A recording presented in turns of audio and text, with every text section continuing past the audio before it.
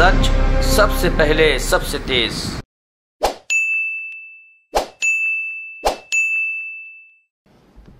जो लोग municipal corporation को कवर करते हैं दिल्ली में, या उनको जानकारी दूसरे राज्यों की होगी, तो वो जानते हैं कि टोल टैक्स से जो रेवेन्यू दिल्ली को या किसी राज्य को आता है वो एक बहुत बड़ा सोर्स होता है रेवेन्यू का।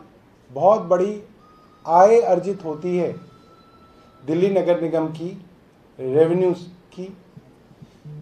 और दिल्ली क्योंकि आसपास कई बड़े बड़े शहरों से घिरा हुआ है, उत्तर प्रदेश हरियाणा का बॉर्डर जो है दिल्ली से सटता है, और हजारों लाखों लोग दिल्ली से गुड़गांव, दिल्ली से फरीदाबाद, गुड़गांव से दिल्ली, नोएडा से दिल्ली टोल टैक्स देके आते हैं। ये हम सबको मालूम है। जितनी भी कमर्शियल गाड़ियां हैं, टैक्सी हैं, गुड्स व्हीकल्स हैं, ट्रक्स हैं, सब टोल टैक्स देते हैं। और हम आपको ये बताना चाह रहे हैं कि एमसीडी के दिवालिया होने के पीछे एक बड़ी साजिश और एक बड़ा षड्यंत्र ये है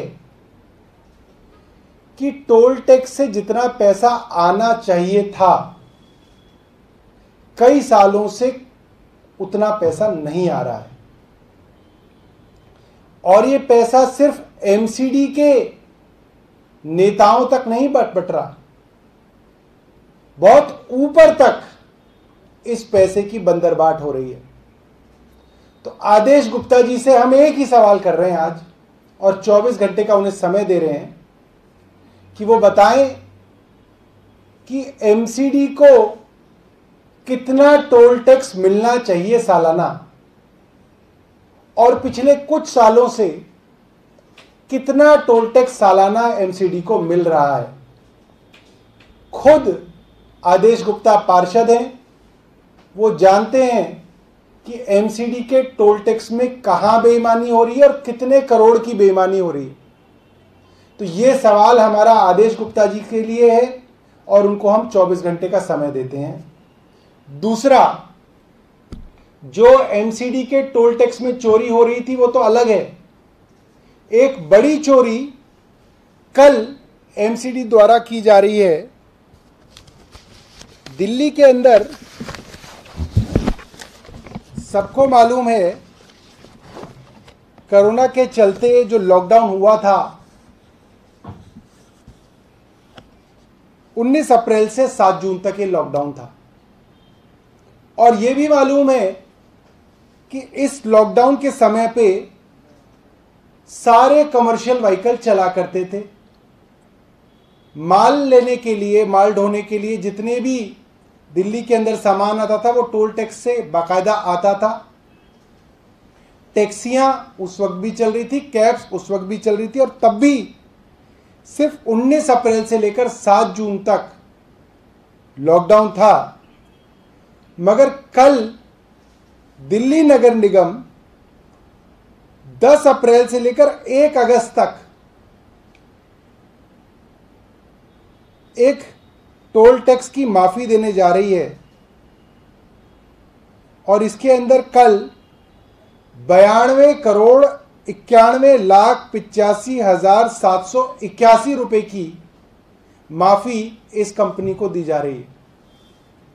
और इसके अंदर यह कहा इन्होंने कि क्योंकि हमने पार्किंग वालों का पैसा माफ कर दिया, एडवर्टाइजमेंट वालों का पैसा माफ कर दिया, लिहाजा अब टोल टैक्स वालों का भी 92,91,00,000 करीब पैसा जो है कल दिल्ली नगर निगम माफ करने जा रहा है। और ये पैसा जो है तीनों नगर निगमों में बंटता है, मगर इसकी जो पूरी एडमिनिस्ट्रेटिव अप्रूवल होती है और पूरा का पूरा एडमिनिस्ट्रेटिव कंट्रोल है वो साउथ दिल्ली म्युनिसिपल कॉरपोरेशन करता है, वही इसका टेंडर करता है।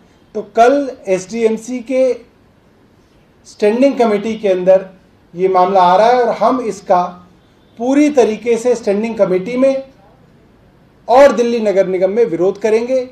ये सीधा सीधा ठेकेदारों को फायदा पहुंचाकर अपनी जेब में पैसा लाने की एक स्कीम है।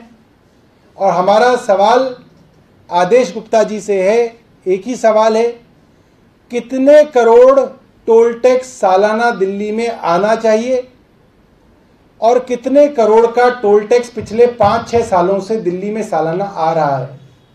आप लोगों को जब सच्चाई पता चलेगी तो आप लोगों के होश उड़ जाएंगे। अगर आदेश गुप्ता जी ने इसका जवाब नहीं दिया तो हम सारे के सारे कागज और सारी के सारी फिगर्स आप लोगों के सामने रखेंगे और आपको बताएंगे कि कितनी बड़ी चोरी टोल टैक्स के रूप में दिल्ली में हो रही है।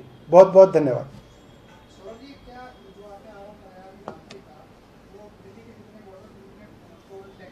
दिल्ली के अंदर करीब 150, शायद 162 हैं, 150 से ऊपर एंट्री पॉइंट्स हैं दिल्ली के। उन सारे के सारे एंट्री पॉइंट्स का ठेका एक ठेकेदार को दिया जाता है और इस ठेकेदार के साथ सांठगांठ कर कर दिल्ली नगर निगम को करोड़ों रुपए का चूना लगाया जाता है। और यह किसी काउंसलर के लेवल का काम नहीं है, इसके अंदर दिल्ली नगर निगम के सबसे आला अधिकारी,